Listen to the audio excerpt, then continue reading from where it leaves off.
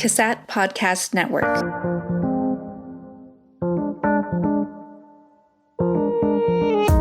Hello and welcome to Season 3 of CASAT Conversations. I am your host, Heather Haslam. This season, we will explore the weighty topic of health equity. Within each conversation, we will discover insights from researchers, practitioners, and experts on this complex and important topic. We hope you enjoy today's conversation.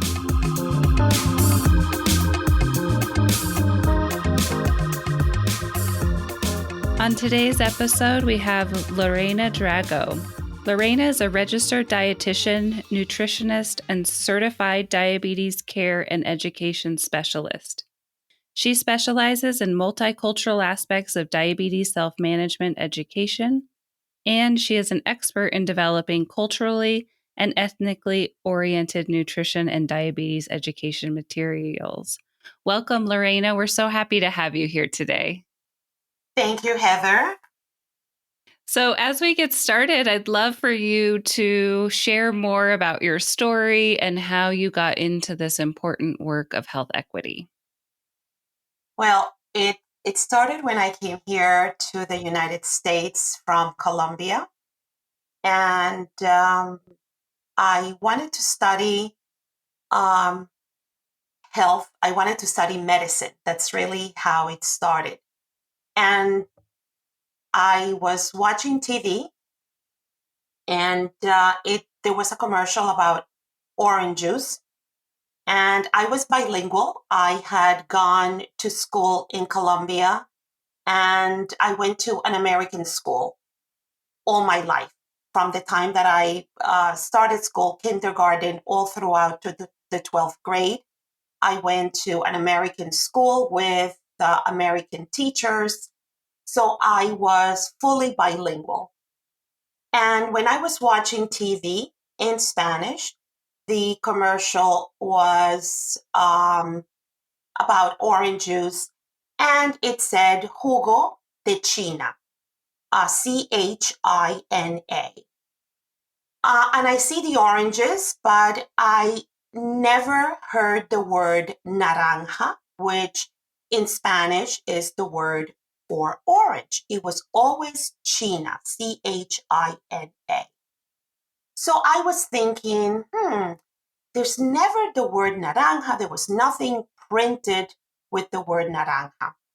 And so in my 17-year-old head, I thought, well, maybe the company is importing the oranges from China, and this is what makes this particular product so special. Later on, because I was living in New York, and I always have been living in New York since I came from Colombia, I learned that Puerto Ricans and Dominicans call oranges chinas instead of naranjas. So clearly, this was not a language barrier because I was watching TV in Spanish. This was a cultural barrier. So now I start college immediately, and I did not become a doctor, a medical doctor. I became a nutritionist. So I realized that I needed to communicate better. So even though I was still a Hispanic woman and I was working with Hispanic patients, if I was not communicating correctly, there was still a gap.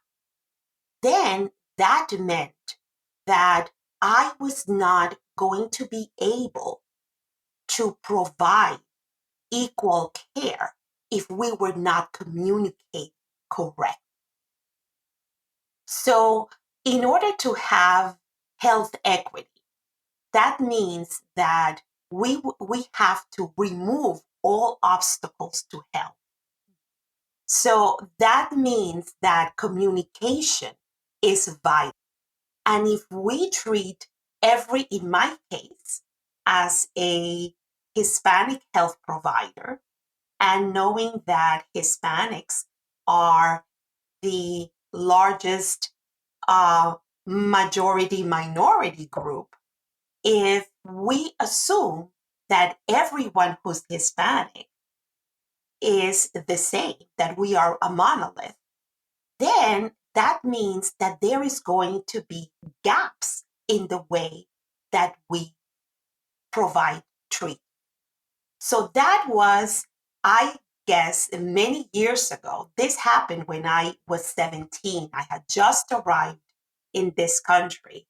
That's when, even before I knew what cultural competency actually was, what health equity was, I realized that there was a disconnect. And I knew how important it was. So that's probably what inspired me at that time to start looking into better ways to communicate early on. I love that.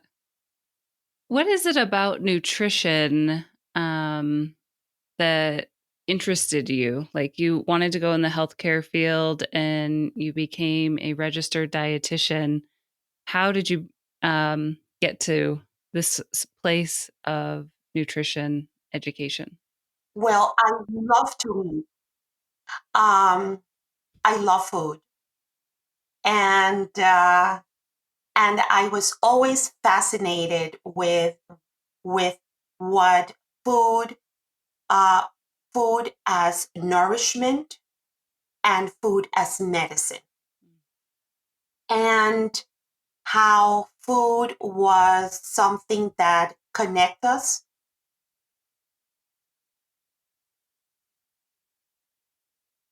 I just recently took a culinary class and culinary in culture, and I was fascinated how so many different cultures have a version of a dumpling.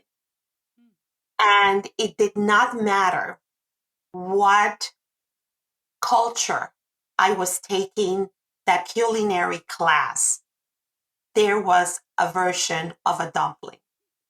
I took a class on Russian cooking, and it was the chicken pelmeni.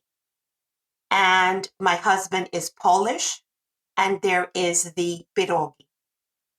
So there is always a version of a dumpling style, regardless of what the dough is, regardless of what the filling is, but there is always a dumpling. And in Latin America, it could be an empanada, but there's always something. And food unites us in health, and it unites us in disease. It unites us in celebration. So that's where the love of food was what really interested me. And I took that first nutrition class. And then I just became fascinated. And I was also taking science courses because I was going to be a pre-med major. So it combined both. It combined the science of nutrition, and it combined, I still had to take biochemistry, and I still had to take biology and chemistry, etc. So that's the way that I entered nutrition. And it was a decision that I have never regretted. Can you share with us how nutrition plays a role in health equity? Um, it plays a role because many of the chronic conditions that we see nowadays are associated with food, either an overabundance of food or a scarcity of food. It also has a lot to do with health equity. And I'm going to mention both the overabundance of food and also the scarcity of food. During this past 2 years, we have seen food insecurity, and it has come to the forefront more than ever. And I want to encourage the listeners, the health professionals that are listening to this podcast, to include, when you are working with your clients, with your patients, to include a few questions, just a few questions, and ask your clients or patients about food insecurity. Because when we're talking about equity and health equity, it's really about having a fair and just opportunity to be healthy. And that is part of the social determinants of health. And part of it is to try and remove those obstacles to health. And one of those obstacles is really everything in our environment that prevents us from being healthy. And having adequate nutrition is one of those obstacles. So going back to those questions, and that would be food insecurity. So what are the questions that you can quickly jot down and ask your clients or patients about them? And that is, one state, what would best describe the food that is eaten in your household in the past 12 months? Did you have enough of the foods that you want to eat? Enough, but not always the kind of foods that you want? Sometimes you may not have enough of the foods that you want to eat, or often you don't have enough of the foods that you have to eat. And then the second question is, are you worried whether you would run out of the foods before you get your money and then have to buy more? And I just want to say, I was having a conversation with my brother, and he had mentioned to me that he was talking to someone who, at his job, there had been a glitch and they were unable to receive their weekly paycheck. And because of that, I think there was 2 days before his friend's company resolved the issue with payroll. And his friend had come to him asking him for money. And this was someone that my brother knew very well. And my brother commented to me that he did not realize how many individuals literally live from paycheck to paycheck to feed their families.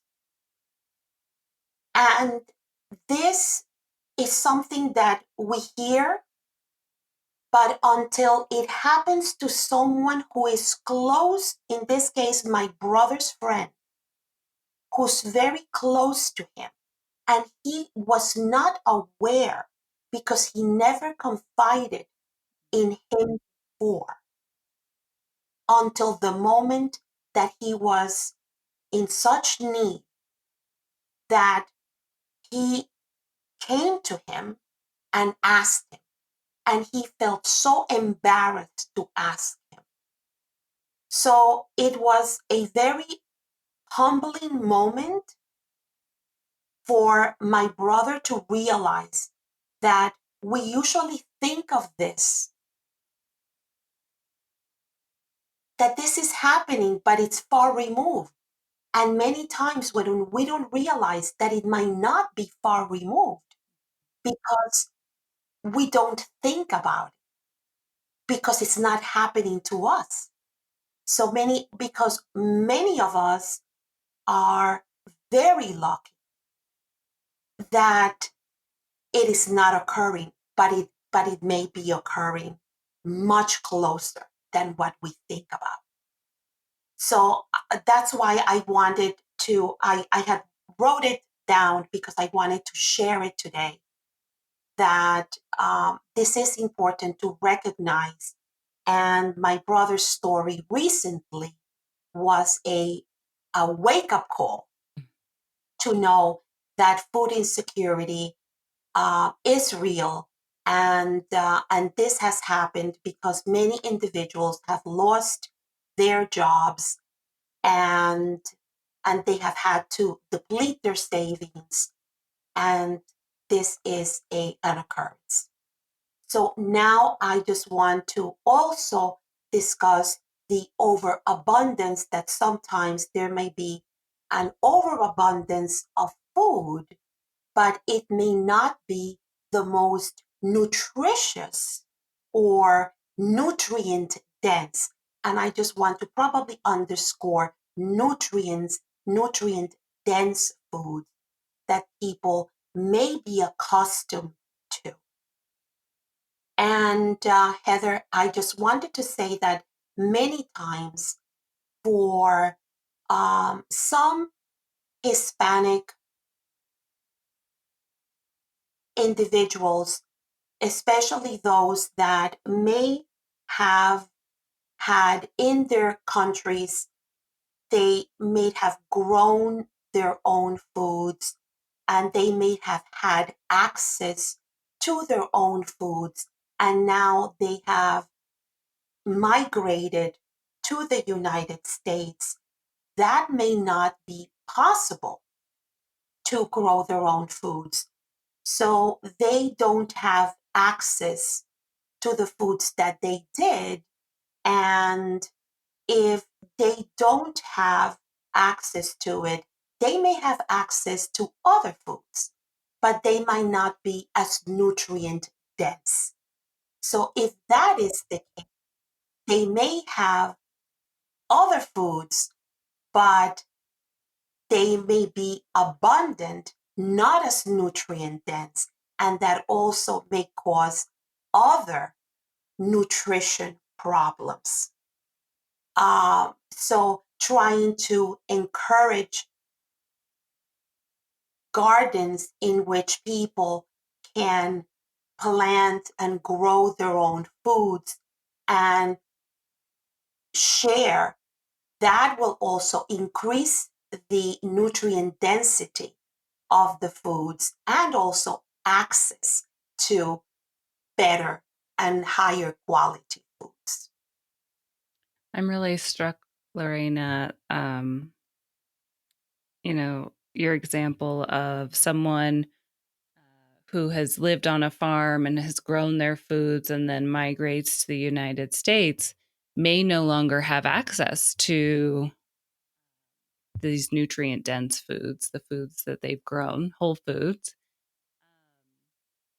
And just really how heartbreaking our food system has become in a lot of ways, that we've gotten so disconnected from the source of our foods. Yes, absolutely.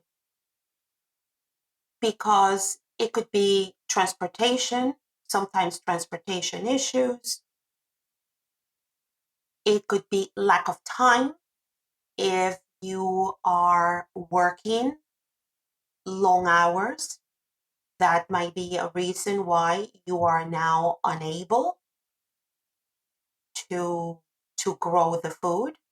Certain foods may be much more expensive to access. So then you don't have access to it. They may be available, but then now it may be much more expensive. So you don't have access to it. Mm-hmm. That becomes problematic. And it also depends on where you are living. Again, I live in the East Coast. So because of that, I know that there are many families that are living and working in one household. So trying to buy the foods that they may be accustomed to when they were living in different regions, whether it's in Mexico or in El Salvador and Guatemala, some foods they may not find, so they have to use substitutes, which will happen, often. And it might be a little bit more expensive, or you have to go to different places to buy different foods. And all that requires time, and time that you don't have. So you start then buying foods that are more accessible and economical. And that's when you start to see that the diet starts to change. And when it starts to change, you start adding things that are not as nutrient dense.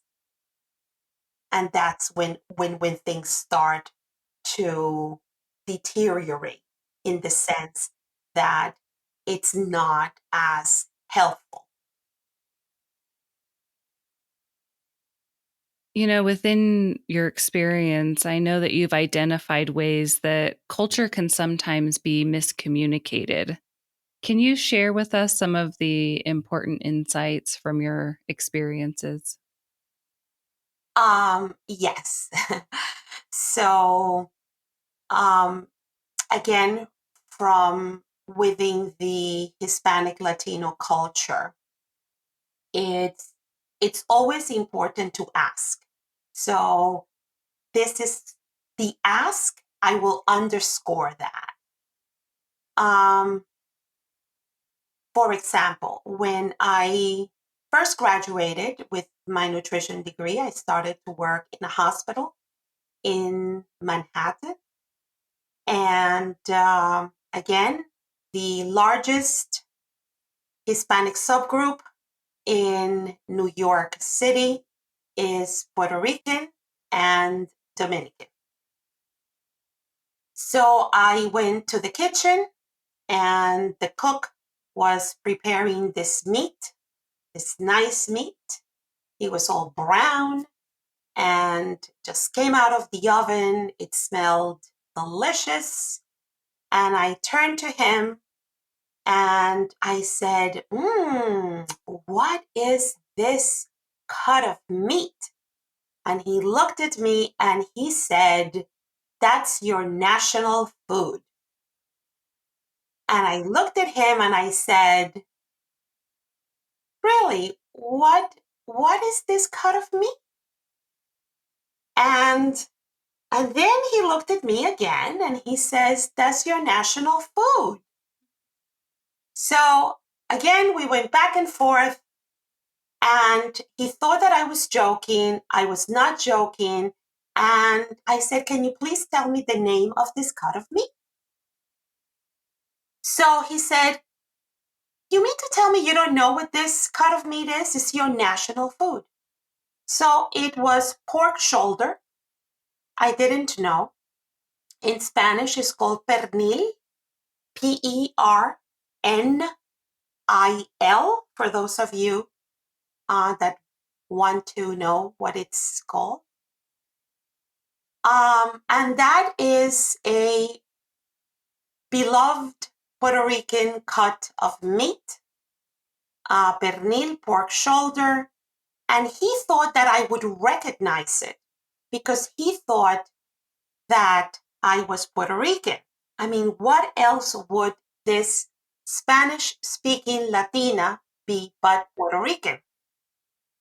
After all, what else could I possibly be? So I understand the confusion. Well, because most Hispanics in New York are from Puerto Rico. I am Colombian. And I guess if I were in California, I would be Mexican. If I were in Miami, I would be Cuban. So I get it. I understand that. But we are not a monolith. And it was not about being offended. I was sharing this with Heather that I am too much of an adult to be offended by the confusion. But it is just to say that we are over about 21 million Hispanics in the United States. About over 60% of Hispanics are from Mexico. The 6 largest Hispanic subgroups in the United States come from Mexico, Puerto Rico, Cuba, El Salvador, Guatemala, and the Dominican Republic. Those 6 Hispanic subgroups make up 90% of the Hispanics. The 7th will be Colombians. So if you want to know the 7 largest groups, I will throw Colombians in the mix. Even among each of the groups that I mentioned, even within each group, it's still not a monolith. Mexico has 9 different regions. 9 different regions. So even within Mexico, there is still not a monolith. So you will have individuals from the northern part of Mexico that will have a very rich culture. So for example, someone from the northern part of Mexico will have a diet that is rich in flour, tortillas, and more meat, more beef, and more cheese in their diet, compared to someone in Oaxaca, which will have a preference for more corn, tortillas, and they will have more moles in their diet. So the Mexican culture is very rich in itself. So just to say Mexican food, it will be, you would have to divide it into 9 distinct regions and learn about the traditions of each of those regions. Not to be confused with Tex-Mex culture, which is a completely different one. So what are we to do when we encounter individuals from different countries? It would be impossible us as clinicians to learn everything. So what should we do? What I suggest is just ask questions. One simple question that I always ask is, tell me about yourself. Tell me about yourself opens up the door for that individual to share. And then from there, ask more questions. Ask more questions about, tell me about the foods that you enjoy about your culture. You see, this way, you don't, because no one is going to know every single food or every single health belief and practice about every single culture. In my own country, we have 8 different regions that I don't know about my own country. I am from the Caribbean coast. We have different musics in different parts of my own country, different words and expression. We have different demographics in my own country. So it will be impossible for me to know everything. But if I ask someone, can you share what are some of your favorite cultural foods? Then I am opening the door for someone to share that. And then once someone says to me, I love machaca, then I can ask the follow-up question. Can you tell me, how do you prepare machaca? Then someone can share that with me. And then I can then do a follow-up question. If someone says, well, I prepare this with lard, let's say. If then as a dietitian, if I am concerned with this person's, the preparation of this food, then I can say, well, may I offer a suggestion about how you can prepare this differently? If the person says yes, then I can share is the reason I'm going to offer this suggestion is because higher saturated fat in the diet has been associated with an increase in insulin resistance, heart disease. And what that means is that it can put you at higher risk with heart disease.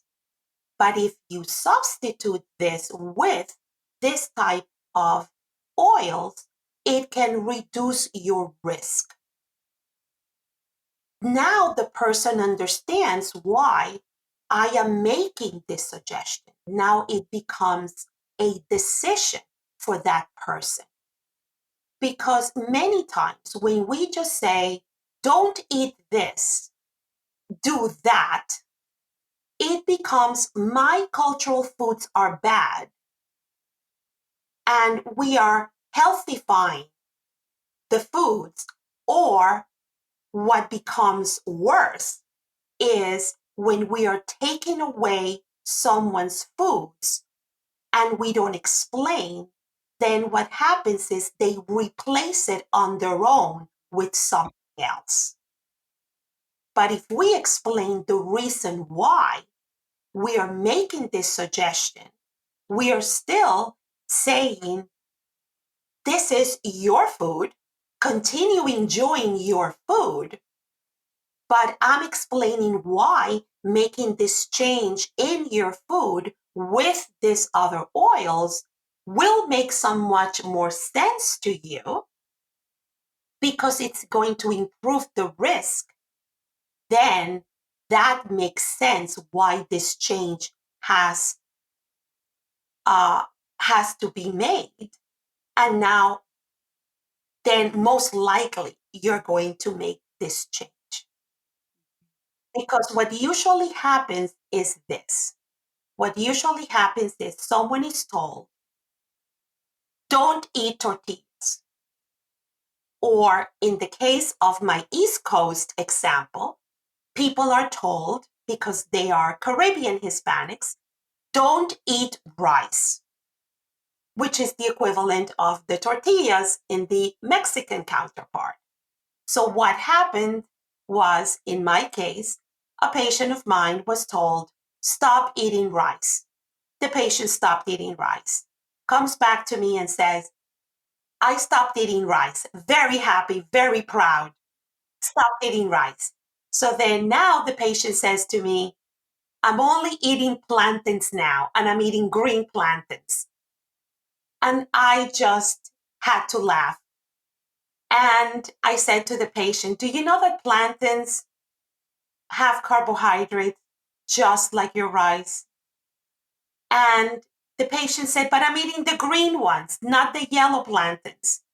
And I said, they still have carbohydrates. And that's what happens. When you don't give the entire explanation, the patient will make the substitution on his or her own. So that's the reason why when you're giving the counseling, you have whatever that may be, you have to provide that explanation. You have to tell the why. I had another patient say to me, Lore, she calls me, this was a Hispanic patient, and she says, Lore, please, please don't take away my pork. Please don't take it away.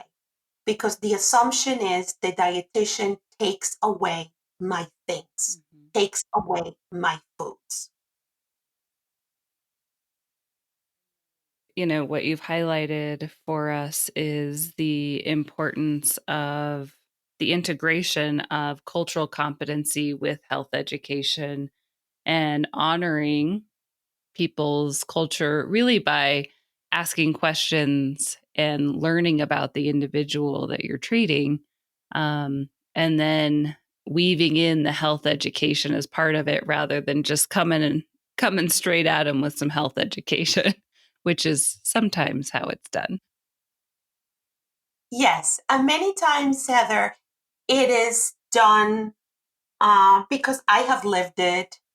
It is done often when we are pressed for time. Mm-hmm.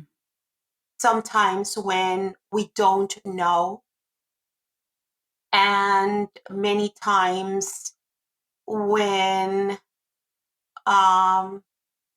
what I had shared with you during a previous conversation, the law of the instrument, which is if the only tool you have is a hammer, everything looks like a nail. Many clinicians have already teaching materials that have been downloaded, that have been copied, and those materials are handy and they are useful. But what happens is that those materials are one size fits all. Those materials say, eat whole grains, and the whole grains are whole wheat bread, brown rice, whole wheat pasta.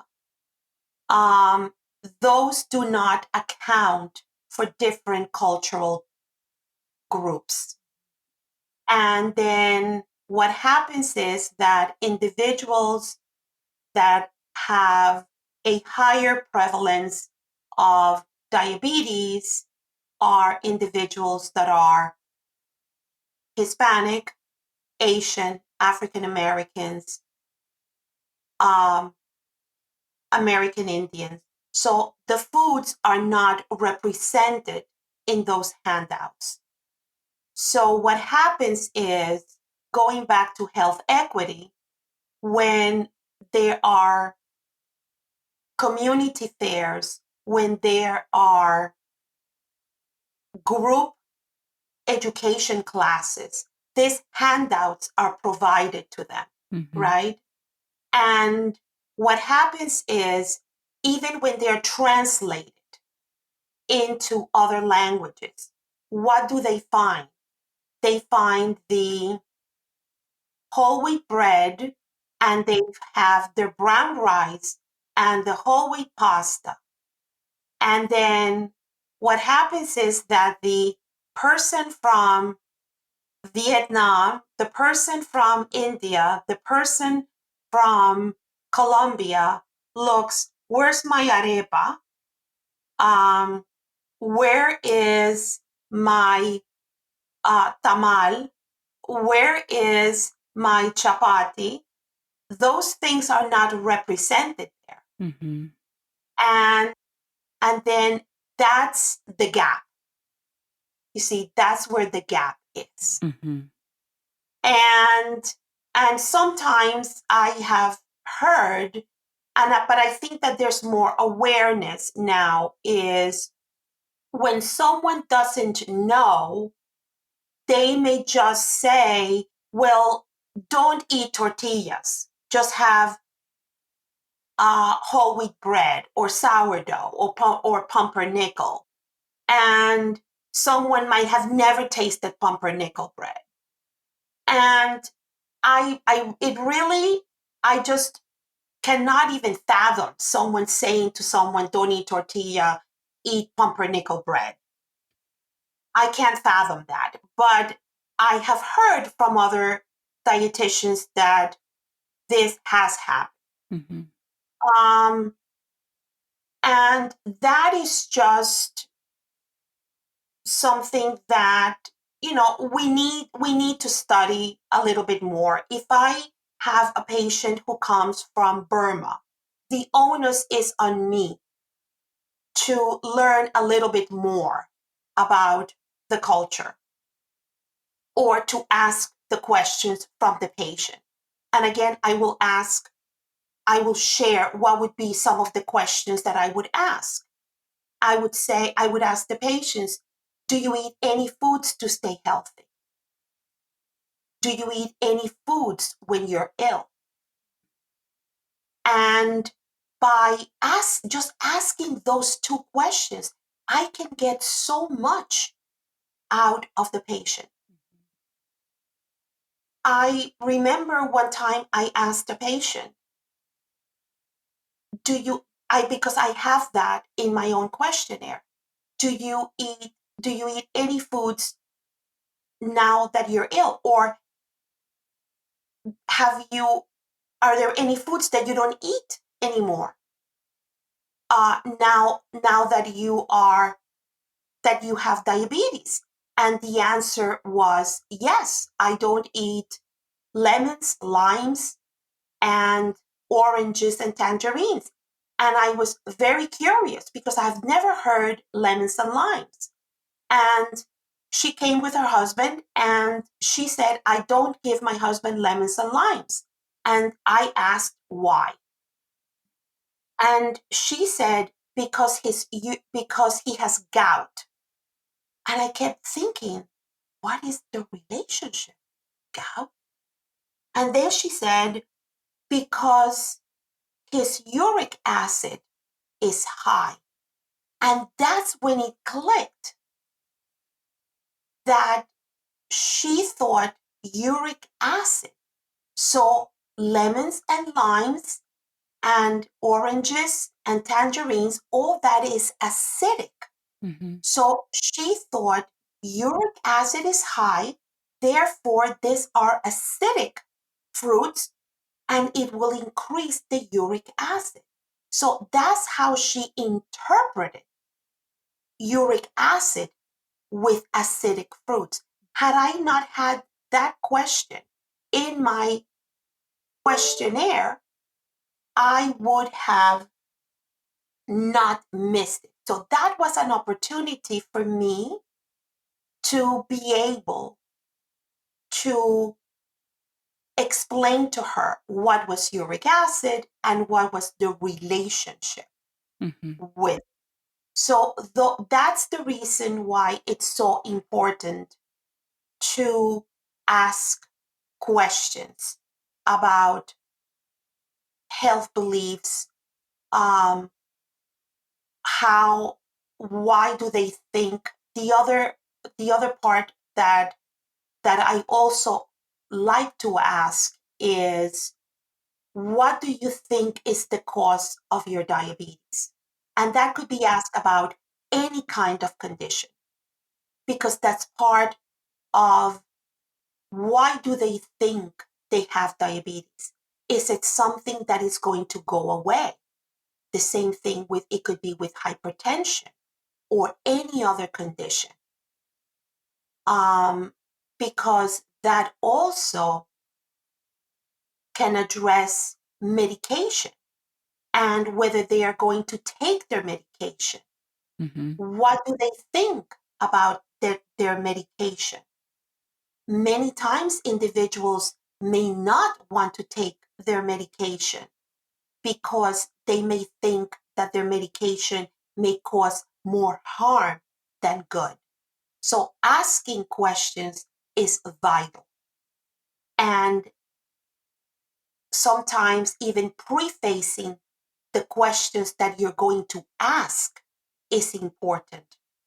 Why you're going to ask those questions, so that individuals know, I am going to prescribe insulin, and I want to know, what are your feelings about insulin? I want to understand, how do you feel about insulin?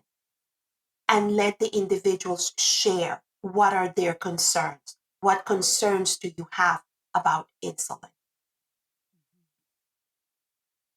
I'm curious, what are some of the health disparities that you see within your own practice? Heather, one of the things that I see is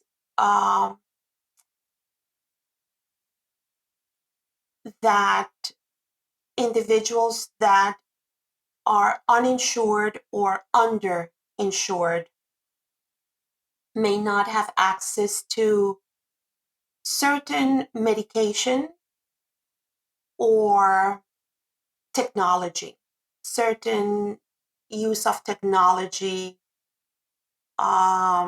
let's say continuous glucose monitoring, certain devices that may improve the management of diabetes. And because they don't have access, sometimes they are not taught about, or they may not learn enough about the technology. So I feel that they fall behind in the knowledge of it.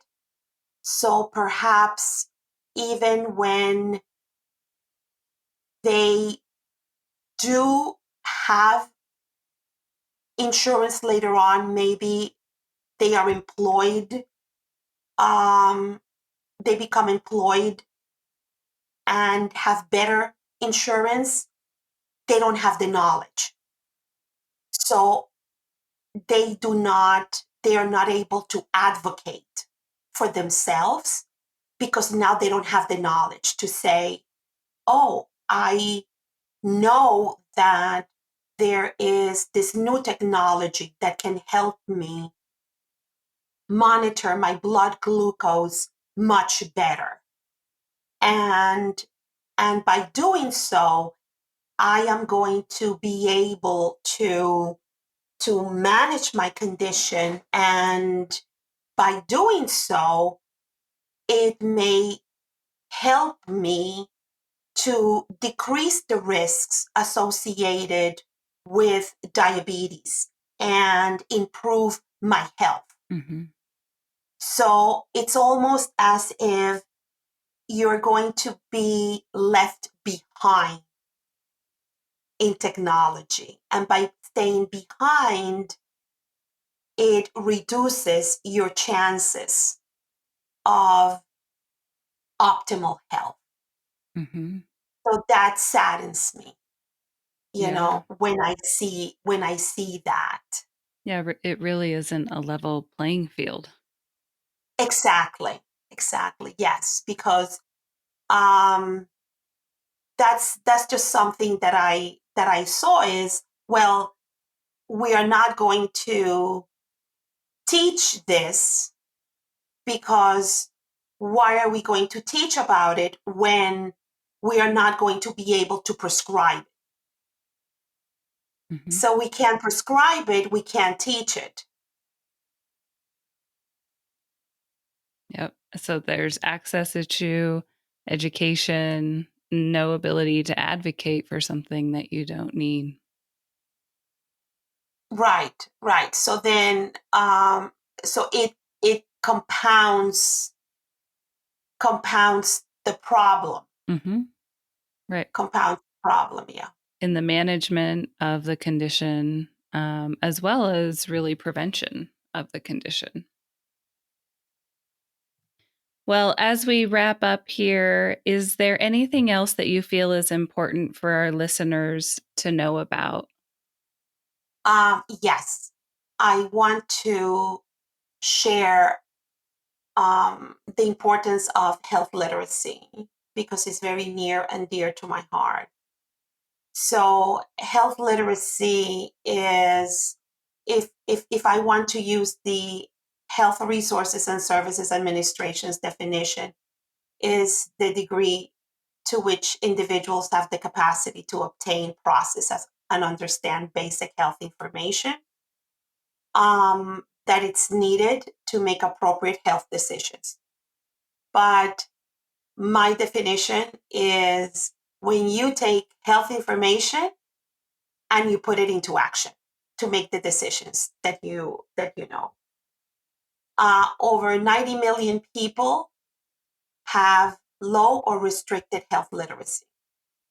And it is much more prevalent in older adults, minority group, individuals that have low socioeconomic status, and medically underserved individuals. And then we have restricted numeracy skills. So that is when individuals do not have the ability to use and interpret numbers. And many individuals brag about not being good with math. A lot of people may not brag about restricted literacy, but a lot of people say, I'm not good with math, and they brag about it. But we use math all the time. And when it comes to nutrition and especially diabetes, it could really impact someone's health because we use math to calculate calories when we use the nutrition label, to calculate carbohydrate, fiber, sugar, insulin to carbs. It could really be detrimental if someone does not calculate insulin correctly, insulin to carbohydrate correctly. It could really, if someone does not use the correct amount of insulin to carbs, it could lead to someone having a hypoglycemic event and end up in the hospital. So when you tell someone to read the label, what you should be checking is how someone is interpreting the food label. And I started with a story, so I am going to end with a story. I had an endocrinologist, a pediatric endocrinologist, refer a patient to me because the patient was a child, had elevated blood glucose levels. The patient's mother was writing everything that her daughter was eating. She came to me and she was eating cereal and she was writing the amount that she was eating, the amount of milk that she was eating. She was weighing the banana, everything. My first question was, tell me, how are you measuring your daughter's cereal? She had written on her notebook that she was giving her daughter 2/3 of a cup of cereal. That was the serving size that she on the cup. I looked at it and it said 20 grams of carbohydrate, 2/3 of a cup. As a typical dietitian, I had my 4 cups on my desk. It was a 1 cup, half a cup, a third of a cup, and a quarter of a cup. When I asked her, show me how do you measure 2/3 of a cup? What she did was she took the 1 cup, and then she took the 1/3 of a cup. And she gave me the 2 cups in my hand, and she says, this is what I use to measure the 2/3 of a cup. So what she had done was she was using 1 1/3 of a cup. And that's what she thought was 2/3 of a cup. Mm-hmm. So what she was doing was she was actually giving her daughter 1 cup plus 1/3 of a cup. She was not using 2/3 of a cup. So what I had to do was the rest of that session was really teach the mom arithmetic. I did not teach her nutrition. I taught her was that 2/3 she had to use the 1/3 cup twice. And that's what she was doing. So that's the reason why her daughter was having high blood glucose, because she did not know arithmetic. Mm-hmm. She did not know how to add fractions. And that's what having restricted numeracy skills can actually do. So the next time when you tell someone, read the food label, that's not the correct way to do. You need to ask someone to interpret the food label. And what you need to do is to ask them, if you're having 2 servings of this, what is the result? And to ask someone to actually, if the serving is 1/3, then what would be 2 servings? What would be the cups that you would have to utilize to use 2 servings? Because believe me, many times if you have not added or subtracted fractions, then you may be surprised how many people do not remember how to do it. So that's the key when it comes to the importance of literacy and numeracy. Thank you for that wonderful example. And it really highlights the theme today, which is that it's critical to check our assumptions when it comes to health literacy and the importance of asking questions. It just, has been really highlighted for us today. And I want to thank you for sharing the importance of nutrition and health equity as we explore this important topic this season. So thank you so much for your time, Lorena. It's just a delight to be with you.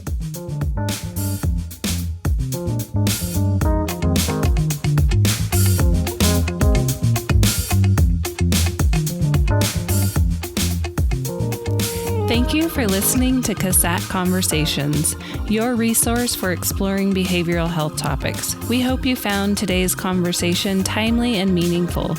Please share this podcast with your friends and colleagues. If you want to learn more, visit us at our blog at CASATOnDemand.org.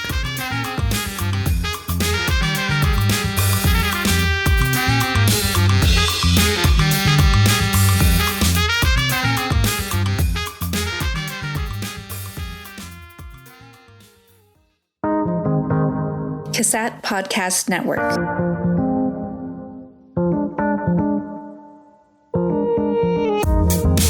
This podcast has been brought to you by the CASAT Podcast Network, located within the Center for the Application of Substance Abuse Technologies at the University of Nevada, Reno. For more podcast information and resources, visit CASAT.org.